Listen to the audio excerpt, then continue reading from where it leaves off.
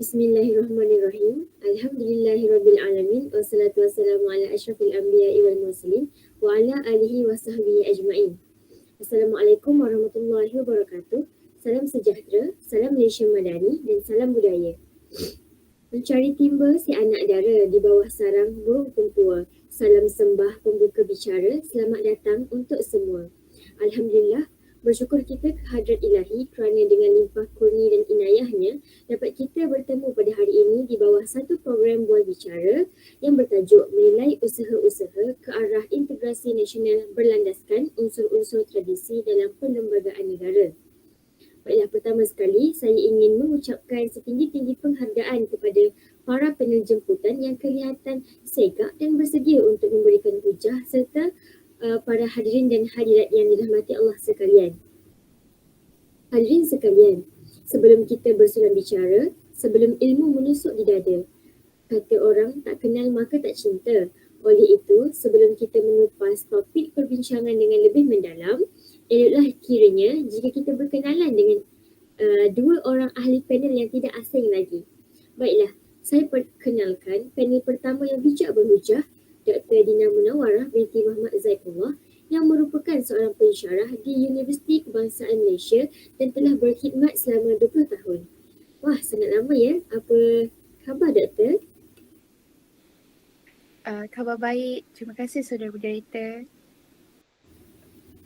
Baiklah, beralih kita ke panel kedua yang profesional dan berdedikasi yang berbahagia Dr. Nur Najwa binti Zainuddin selaku Fellow Kursi Institusi Raja-Raja Melayu Universiti Teknologi MARA. Apa khabar, Doktor? Alhamdulillah, khabar baik saudari moderator.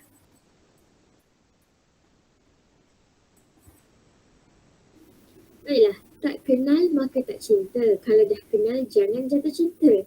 Jadi, sebelum kita menelusuri dengan lebih mendalam, para hadirin mesti tertanya-tanya apa sebenarnya topik yang akan dikupas pada hari ini. Kembali kita ke mauduk perbincangan utama kita, menilai usaha-usaha ke arah integrasi nasional berlandaskan unsur-unsur tradisi dalam perlembagaan negara. Sidang hadirin yang dihormati, Perlembagaan Persekutuan mengandungi 183 perkara merupakan undang-undang tertinggi di Malaysia. Perlembagaan ini dibentuk berdasarkan kepada dua dokumen terdahulu iaitu Perjanjian Persekutuan Tanah Melayu 1948 dan Perlembagaan Kemerdekaan 1957. Sebelum Perlembagaan Persekutuan digubal, Tanah Melayu semasa penjajahan British telah pun mempunyai perlembagaan. Namun mendapat tentangan daripada orang Melayu kerana tidak memenuhi tuntutan dan kehendak rakyat kerana lebih menguntungkan pihak British dan mengetepikan nilai tradisi masyarakat Melayu yang telah diwarisi sejak zaman Kesultanan Melayu Melaka lagi. Oleh yang demikian, perlembagaan tersebut telah digubal dengan memenuhi tuntutan kaum Melayu khususnya berkenaan dengan nilai tradisi masyarakat pribumi.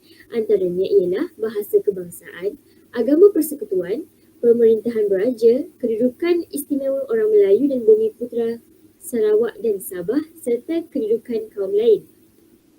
Baiklah, sebagai pembuka bual bicara kita, saya ingin mengajukan soalan kepada Dr. Dina Munawarah iaitu panel pertama kita. Doktor, kita mengetahui bahawa agama Islam merupakan agama rasmi dan agama utama di negara kita. Akan tetapi, akhir-akhir ini saya kira ada beberapa isu timbul yang melibatkan isu agama di negara kita. Jadi, bolehkah doktor berceritakan sedikit dengan lebih jelas mengenai hal ini? Dipersilakan, saudari. Terima kasih kepada saudari moderator iaitu saudari Nur Aisyah. Bismillahirrahmanirrahim. Assalamualaikum warahmatullahi wabarakatuh dan salam sejahtera saya ucapkan kepada hadirin dan hadirat yang dihormati. Sebelum tu saya ingin mengucapkan ribuan terima kasih kerana telah menjemput saya untuk bersama-sama dalam forum pada hari ini.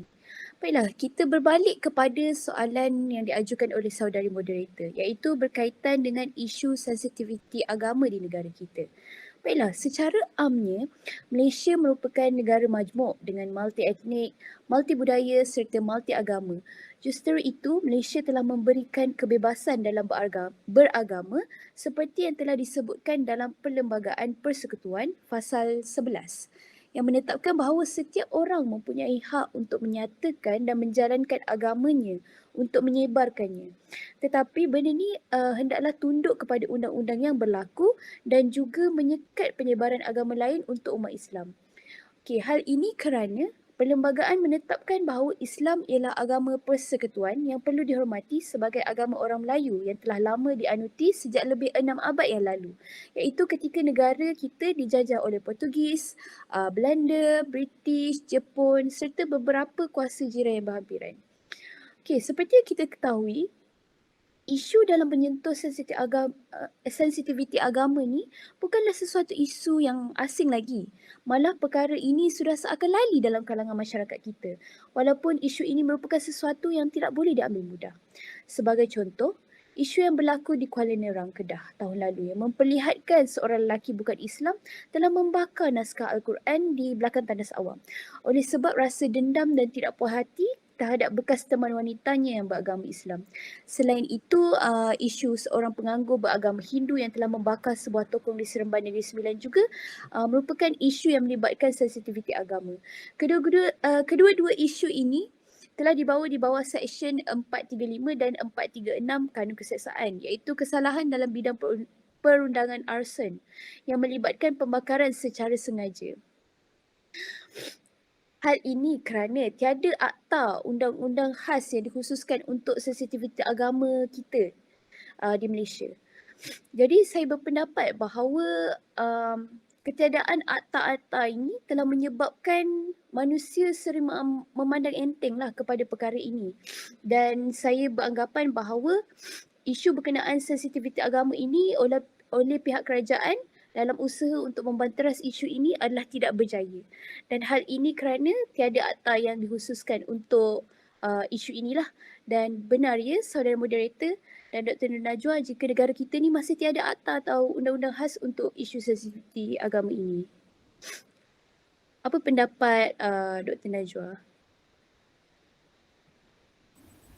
Baiklah, ya doktor. Sebenarnya dalam kalangan ahli politik dan pakar undang-undang kita juga berpendapat rang undang-undang atau RUU bagi membendung kebencian agama ini perlu digubal berikutan tahap kebimbangan mengenai isu itu semakin meruncing dan tidak pernah surut di negara ini.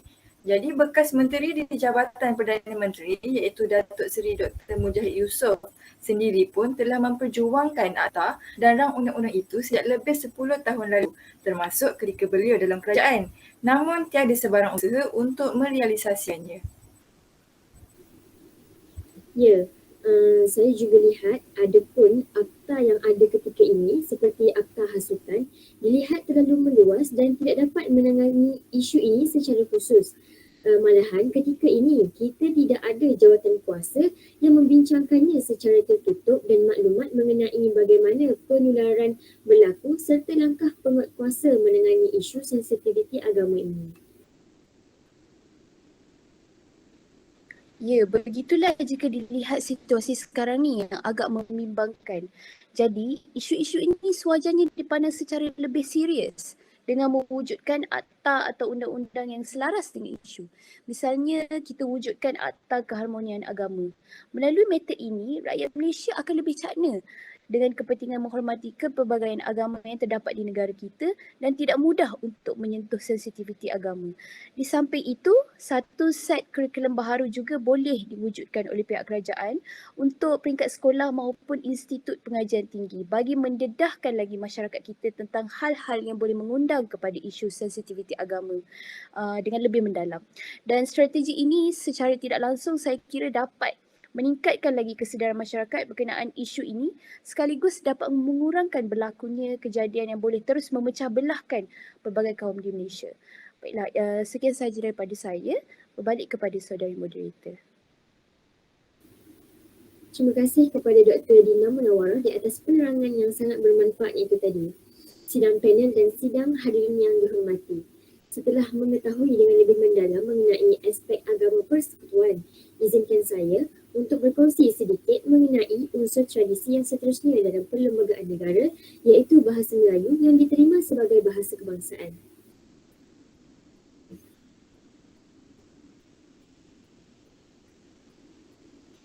Baiklah, secara amnya, pemimpin negara menyedari bahawa perlu diwujudkan bahasa kebangsaan sebagai wadah komunikasi atau bahasa pertuturan umum dan bahasa rasmi negara bagi menyatupadukan rakyat yang terdiri daripada pelbagai kaum. Hasil permuafakatan perlembagaan, bahasa Melayu diterima sebagai bahasa kebangsaan dalam Perkara 152 Perlembagaan Malaysia. Persefahaman menjadikan bahasa Melayu sebagai bahasa kebangsaan tidak menjejaskan penggunaan bahasa ibunda kaum lain, malah adalah dijamin oleh Perlembagaan Malaysia. Rasional pemilihan bahasa Melayu sebagai bahasa kebangsaan adalah kerana bahasa Melayu telah menjadi lingua franca di Nusantara sejak berabad-abad lamanya, lebih mudah dipelajari dan bersifat lebih kekal dari segi istilah dan sebutan berbanding dengan bahasa lain. Baiklah, kita dapat lihat isu yang berlegar berkaitan dengan bahasa kebangsaan ini, iaitu isu penubuhan sekolah aliran Inggeris sejak dari zaman British dan sekolah vernacular menyebabkan bahasa kebangsaan tidak dapat dikuasai oleh setiap rakyat di Malaysia kerana di setiap sekolah vernacular, contohnya di sekolah jenis kebangsaan Cina SJKC atau SJKT, mereka menggunakan bahasa ibunda dengan meluas menyebabkan mereka kurang menguasai bahasa Melayu sebagai bahasa kebangsaan. Malahan, pengasingan sekolah ini menyebabkan masyarakat tidak dapat bergaul dan menghalang mereka untuk berinteraksi dengan lebih dekat dan mengenali kaum lain secara holistik. Jadi izinkan saya meminta pendapat Dr. Dina dan Dr. Najwa ya. Ya, silakan. Ya, silakan doktor. Okey, sejak 60 tahun lalu, isu-isu sekolah vernacular ini dilihat gagal ditangani dengan baik. Malah sekolah vernacular masih lagi kekal dalam sistem pendidikan negara. Jadi mengapakah situasi ini tidak dapat diatasi? Okey, pada pendapat saya, jika dilihat kerajaan memerintah sama ada Barisan Nasional maupun Pakatan Harapan dilihat masih tidak menemukan opsi terbaik bagi mengatasi dilema atau isu tersebut. Hal ini kerana masih terdapat lagi pihak yang merasakan pemansuhan sekolah vernacular ini adalah tidak menguntungkan. Malah mereka kerana mereka terpaksa mengorbankan bahasa ibunda masing-masing. Dan sikap yang terlalu mengagungkan bahasa ibunda inilah yang telah menyebabkan mereka kurang menguasai bahasa Melayu sebagai bahasa kebangsaan. Bagaimana pula pendapat Dr. Najwa terhadap isu ini? Okey, baiklah. Jika dilihat daripada tinjauan berkaitan dengan pemansuhan sekolah vernacular, didapati rakyat Malaysia berbelah bahagi dalam soal pemansuhan sekolah vernacular ini. Dan sebab utama mereka yang tidak bersetuju adalah risau dengan kemungkinan berlakunya diskriminasi di sekolah satu aliran. Jadi, peratusan terbesar bantahan adalah daripada responden kaum Cina dengan 2/3 membantah idea tersebut. Bagi kaum India pula, sejumlah 53% membantah pemansuhan sekolah pelbagai aliran.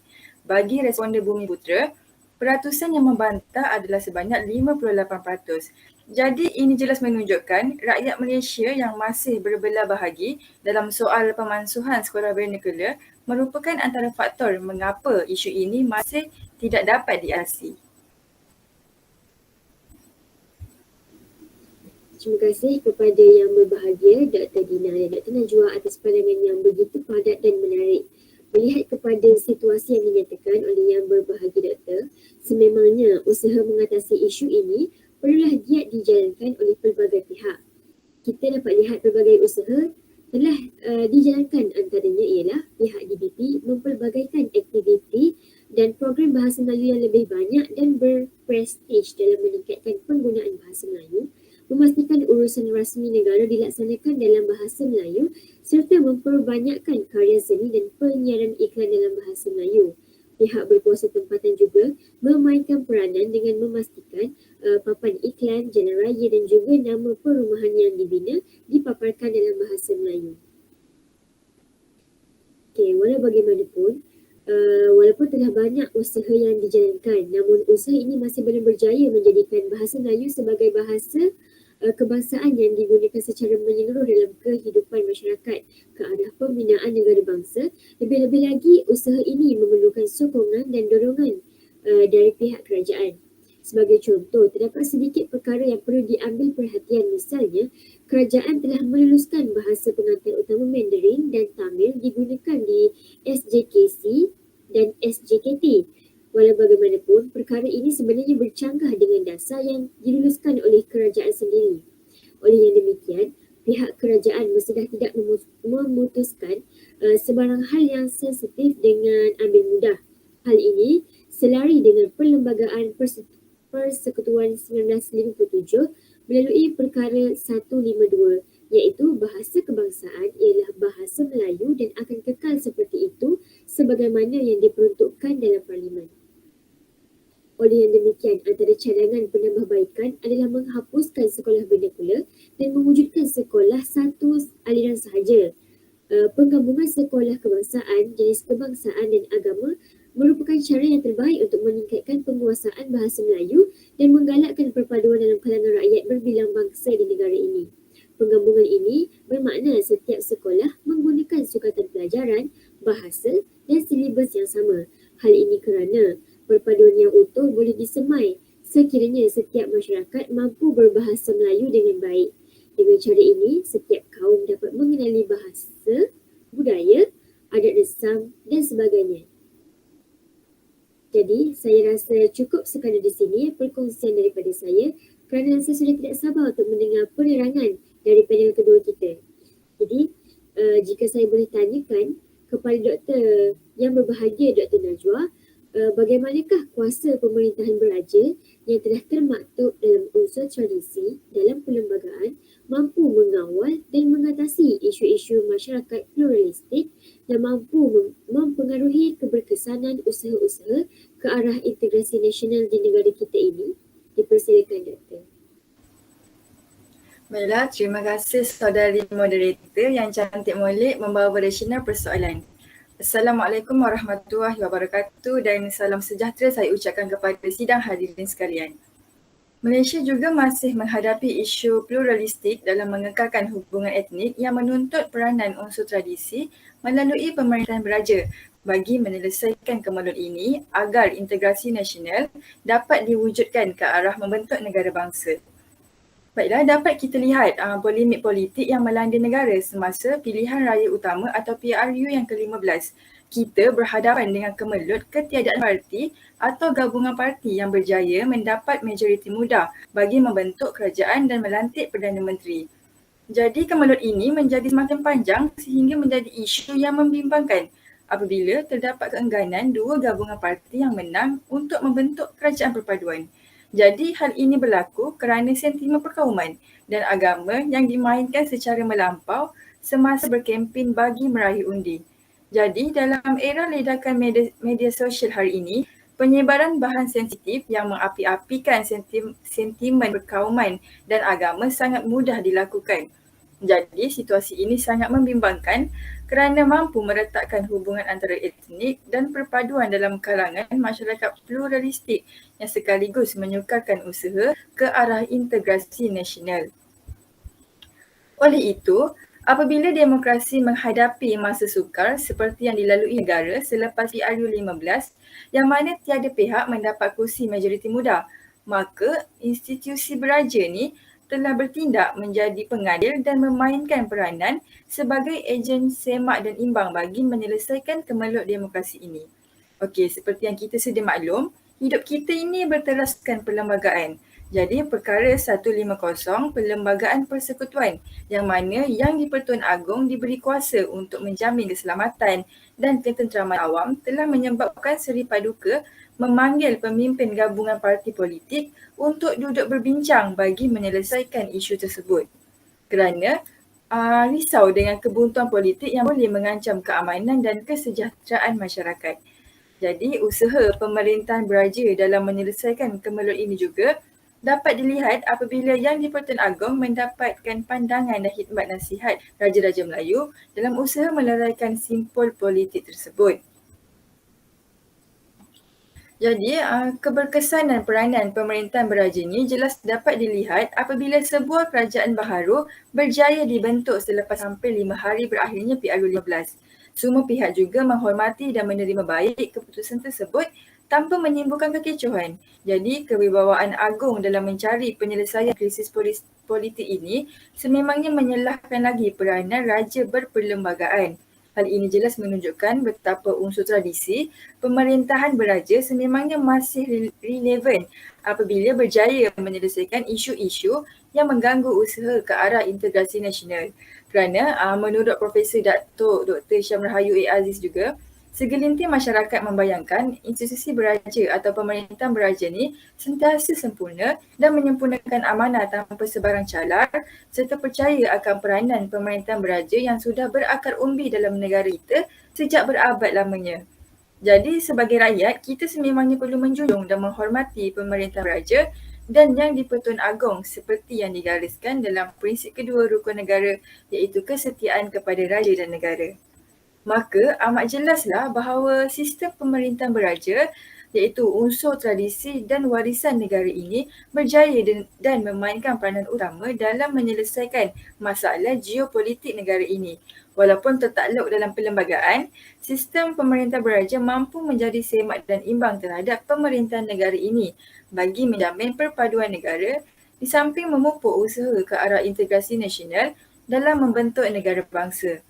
Namun lebih menarik jika kita mendengar juga pandangan yang berbahagia Dr. Dina dan saudari moderator kita akan kejayaan unsur tradisi pemerintahan beraja dalam menyelesaikan kemelut dan isu yang berlaku dalam kalangan rakyat di negara kita ini.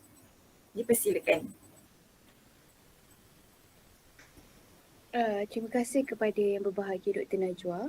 Okey, baiklah. Pada pendapat saya, rakyat sepatutnya harus bersyukur kerana melalui perlembagaan, unsur tradisi pemerintahan beraja dapat dikekalkan yang memperlihatkan kebijaksanaan dan keprihatinan duli-duli yang maha mulia Raja-Raja Melayu terhadap isu-isu yang berlaku dalam kalangan rakyat yang berbilang etnik di negara kita ini.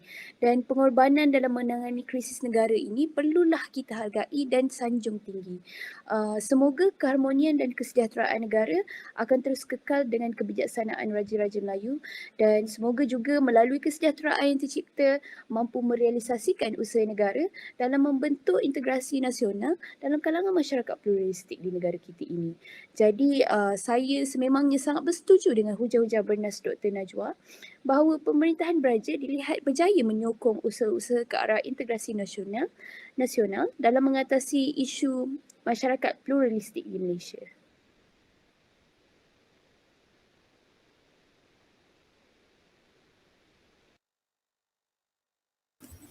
Ya, benar tu Doktor.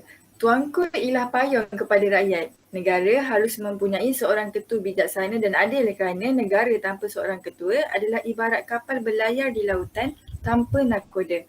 Baiklah, berbesar hati saya kiranya jika saudari moderator turut sudi memberikan pandangan. Berbesar hati juga saya kerana yang berbahagia Doktor sudi mendengar pandangan saya. Sejujurnya, tanpa campur tangan agung sebagai pendamai nasional, situasi parlimen tergantung ini akan terus menjerumuskan negara ke dalam krisis politik yang berpanjangan sehingga mampu memberi impak kepada keharmonian dan perpaduan kaum sekaligus menjejaskan usaha-usaha ke arah integrasi nasional dan agenda pembangunan negara yang genting dan lebih mencabar. Jadi, peranan unsur tradisi melalui pemerintahan beraja ini sememangnya dilihat berjaya menyokong usaha-usaha ke arah integrasi nasional dalam mengatasi isu masyarakat pluralistik di Malaysia.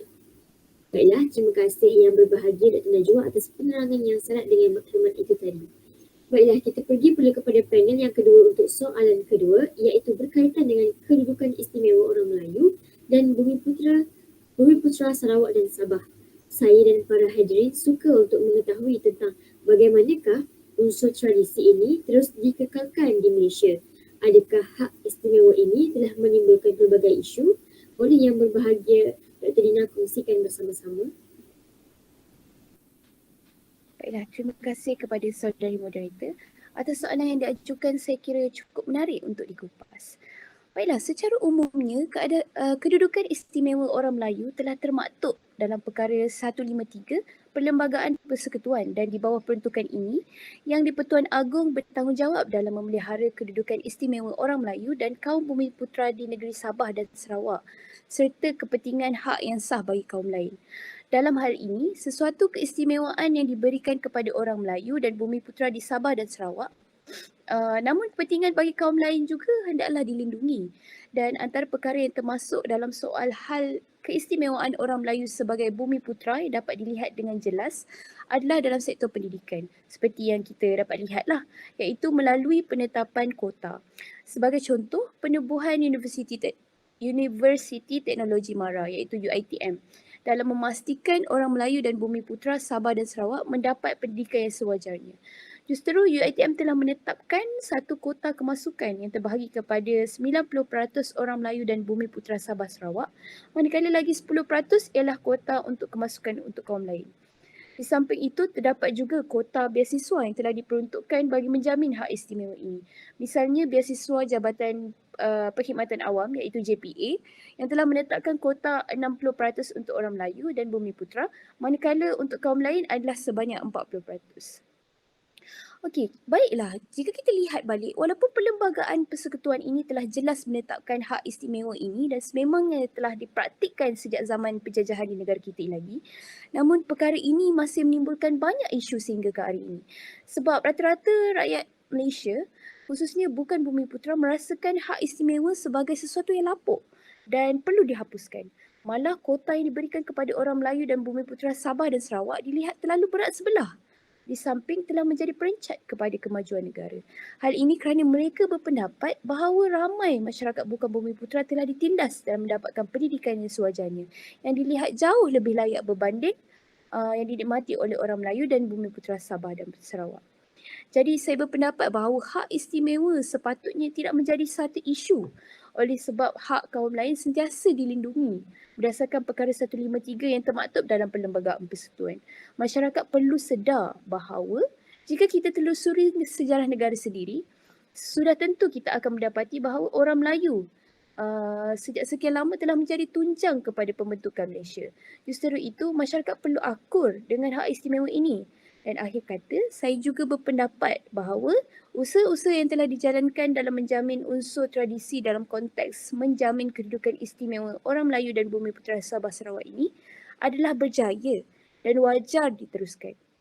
Namun, rugi sekiranya jika kita tidak mendengar serba sedikit perkongsian daripada fellow Universiti Teknologi Mara sendiri, iaitu yang berbahagia Dr. Najwa berkaitan kejayaan usaha PIUiTM dalam memelihara hak keistimewaan orang Melayu dan Bumiputera melalui kota kemasukan ke UiTM.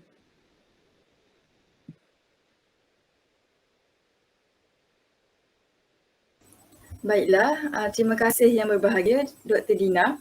UiTM ialah sebuah institusi pendidikan negara yang ditumpukan khusus untuk membangunkan modal insan Melayu dan Bumiputera di negara kita ini. Jadi UiTM telah berjaya melatih tenaga mahir, iaitu tenaga profesional Bumiputera. Puluhan ribu graduan yang dihasilkan oleh UiTM telah dapat mengeluarkan keluarga mereka daripada kepompong kemiskinan dan setidak-tidaknya membantu menyediakan orang Melayu dengan satu angkatan baru yang memiliki modal insan dan modal budaya yang lebih tinggi.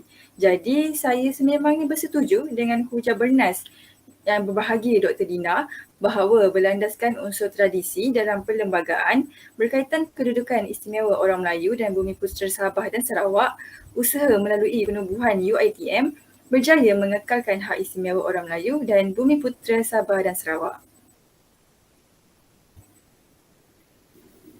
Wah, sungguh padat penerangan yang diberikan oleh para panel kita. Baiklah sidang hadirin yang dihormati, saya teruskan soalan kepada panel kedua kita. Sungguh pun tertera hak-hak Melayu dan Bumiputera ini dalam unsur tradisi dalam perlembagaan. Adakah nasib orang bukan Melayu atau kaum lain di Malaysia ini akan terabai atau ditindas? Dipersilakan saudari panel kedua. Terima kasih saudari moderator yang membawa rasional persoalan. Baiklah, kita ni hidup berteraskan unsur tradisi dalam perlembagaan di mana unsur tradisi kedudukan kaum lain dalam perkara 153 Perlembagaan Persekutuan telah mengiktiraf kedudukan dan hak istimewa orang Melayu dan Bumiputera iaitu mana-mana negeri Borneo, Sabah dan Sarawak serta tidak menafikan hak-hak kaum lain. Justru, tiada penindasan akan berlaku kepada mana-mana kaum lain di negara ini. Namun, saudari moderator dan Cik Dina Munawarah, setuju atau tidak jika saya katakan masih terdapat isu-isu kaum lain yang menganggap hak mereka ditindas kerana menganggap hanya hak keistimewaan orang Melayu yang diberikan. Sedangkan sebenarnya perlembagaan ini memperlihatkan semua kaum ada hak sama rata. Cuma orang Melayu dan Bumiputera ada hak keistimewaan mereka tersendiri. Macam mana pendapat saudari dan Dr. Dina?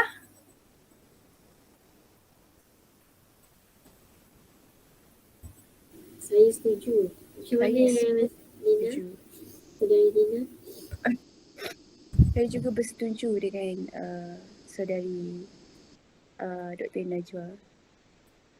Okey, baiklah. Misalnya dapat kita lihat di media-media sosial tentang bagaimana pihak anasir subversif ini masih tegar dan memahirkan diri menggunakan kemajuan internet dalam menyampaikan buah fikiran negatif yang mencetuskan rasa tidak puas hati di antara tiga kaum utama ini.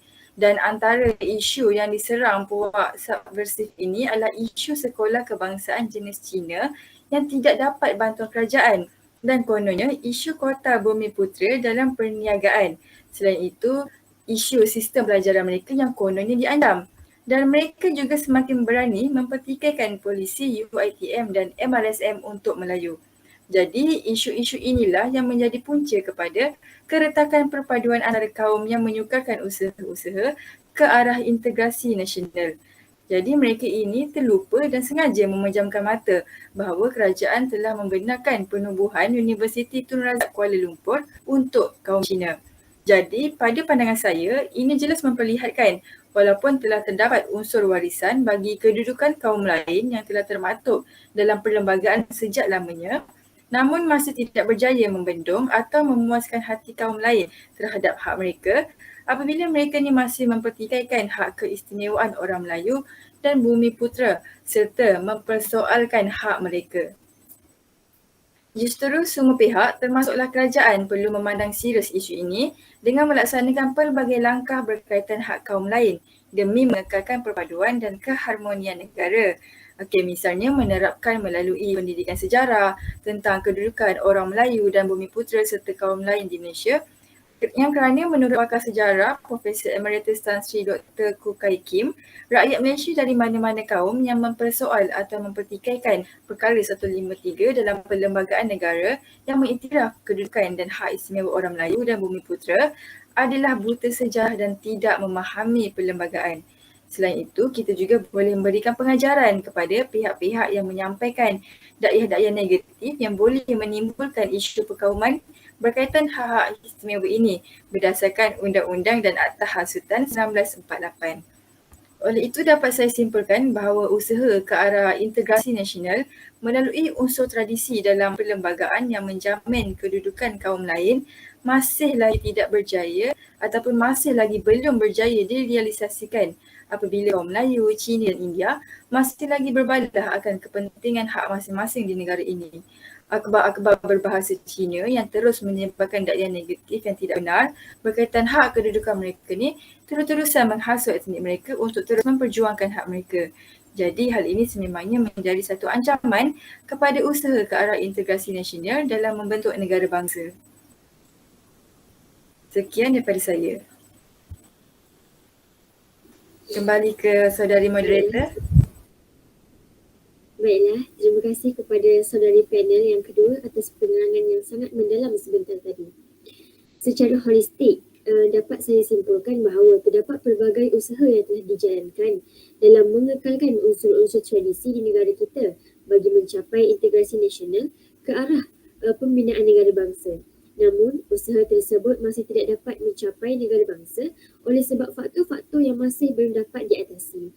Oleh demikian, semua pihak mempunyai peranan dan tanggungjawab yang penting dalam mencapai perpaduan dan pembinaan negara bangsa yang telah diusahakan sejak sekian lama, kerana masyarakatlah merupakan tunjang yang mampu memberi perubahan kepada integrasi nasional dalam kelompok masyarakat pluralistik.